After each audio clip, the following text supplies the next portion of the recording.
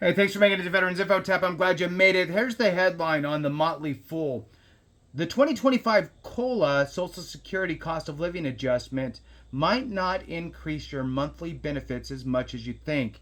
Now, I'm curious to see what they talk about here because the Motley Fool, typically look at things into a different direction. Now, as far as your disability compensation, that's one thing. But when we focus on the Social Security aspect, we might be seeing something different with the different aspects of Social Security. Now, there are three key points here, actually. Three key points that we're going to jump into. So I'm going to go ahead and rattle those off. Please hit the thumbs up, subscribe, share with a friend, all that good stuff. I really appreciate it. If you want to support the channel in other ways, consider being a member. I really appreciate all you members. Thank you so much. You can go to the homepage. You'll see highlighted members and a join button. All right, key points. Social Security beneficiaries receive a cost of living adjustment every year based on inflation. Number two, one big expense for seniors is growing more than twice as fast as the inflation measure used to calculate COLA. And three is more and more seniors will see a chunk of their COLAs taken away due to taxes in 2025. All right, moving on into this. These factors could completely negate any raise you'll receive from Social Security. Seniors collecting Social Security receive a raise almost every year to help their checks keep up with the rising costs of inflation. The government is still a few weeks away, which I think it's October 10th is when this is going to be coming out. So we're not that far away.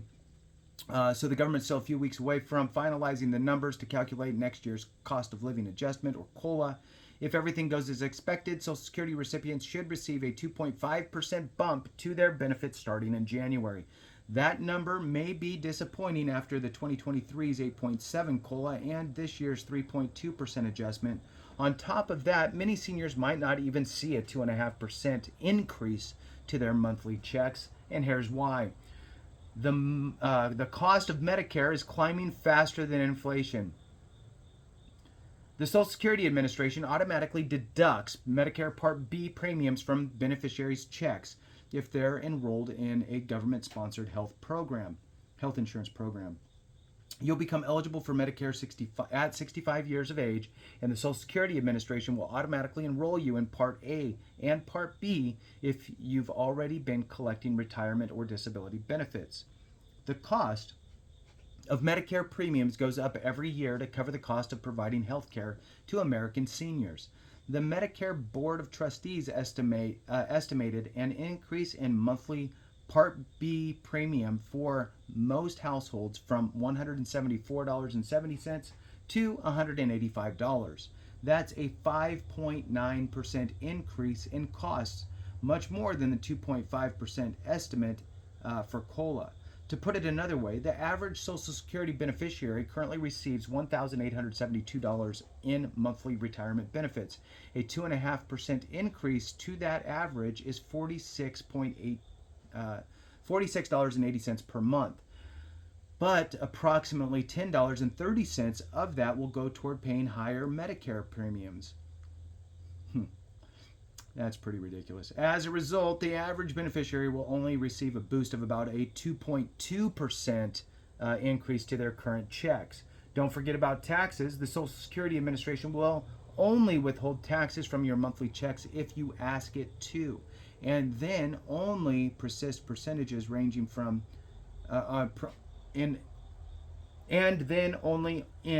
preset percentages ranging from 7 to 22%. But whether the Social Security Administration withholds taxes from your monthly check or not, next year's COLA is likely to come with an extra tax burden for many retirees. The way the federal government taxes Social Security is based on a metric called combined income, which is equal to half your Social Security benefits plus your adjusted gross income and any untaxed interest income. If your combined income exceeds certain thresholds, a portion of your Social Security benefits count as taxable income that's subject to federal income tax. What a party. As you can see, those thresholds are extremely low. What's more, the Social Security Administration doesn't adjust for them for inflation. As such, More and more seniors see more and more of their benefits become taxable every year. When you consider the impact of the COLA on your net income, which is what really matters to you, right? That's the money that actually hits your pocket. Consider the marginal tax rate on your COLA. If 85% of your COLA is taxable at the 12% or 22% tax bracket, that's a 10% or 19% respectively decrease in the actual cost, in the actual value of your COLA for your budget. What's more, you may be subject to state income tax on your Social Security benefits if you live in one of 9 states. So yes, there's 9 states out there that actually tax Social Security. Securing your Social Security COLA, understanding how the above factors impact your monthly security benefit is half the battle to ensuring you get as much from the COLA as possible. While there's not much you can do to basically fight off the rising costs of medical insurance and health care, the Social Security program does have some potential protections built into it. The hold harmless provision ensures the Medicare premium won't increase more than your Social Security benefit. That said, it could eat the entire amount of your benefit increase.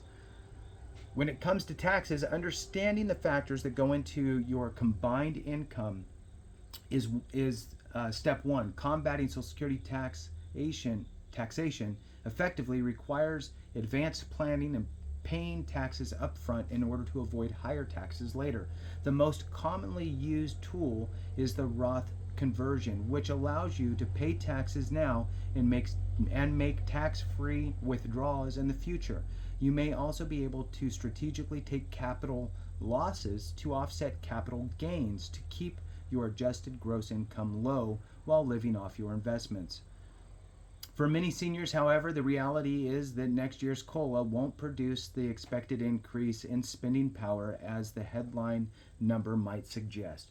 So, pretty rough. Now, I will throw out there a couple different things. Yes, COLA is not looking good. I believe that inflation has actually outpaced what COLA we will receive. I believe that using a different way to calculate COLA is probably advantageous. Yes, it's going to cost more if we pay out more, so there is that.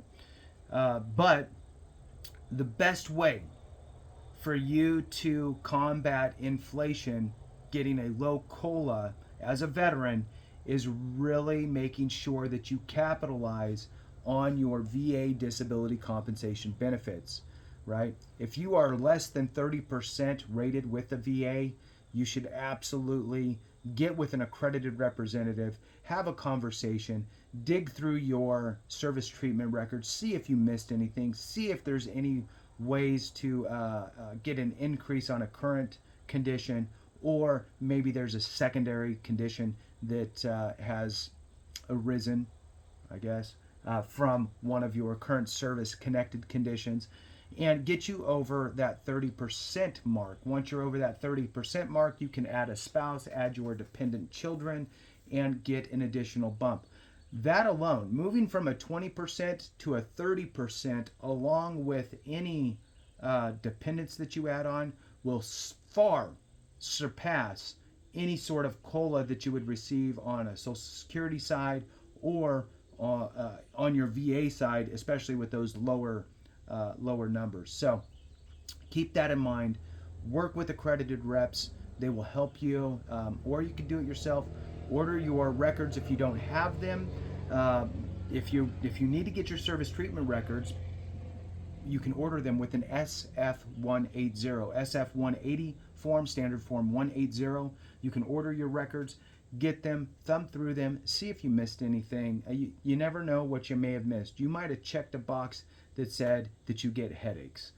If you get headaches, well, those headaches might actually be migraines. Those migraines could become now service connected because you mentioned them during your time in service. That really helps to make that case a little bit easier for the Nexus. And oh, by the way, since I'm talking about migraines, even if you did not mention them in service, but you had them in service and you still have them today, personally, I would still file for those, and I would get I write my own statement that I would just take a bunch of Motrin. I'd get a statement from a family member or spouse if I was married at the time. I would get a buddy statement if I could get a buddy statement. I would have a doctor write me a Nexus letter, and I would put all that stuff together, and I would file my claim. Migraines could give you anywhere, up to 50% rating depending on the severity. So with that, thanks so much for watching. I appreciate each and every one of you. Have a great one, and remember, if we don't take care of each other, something went wrong.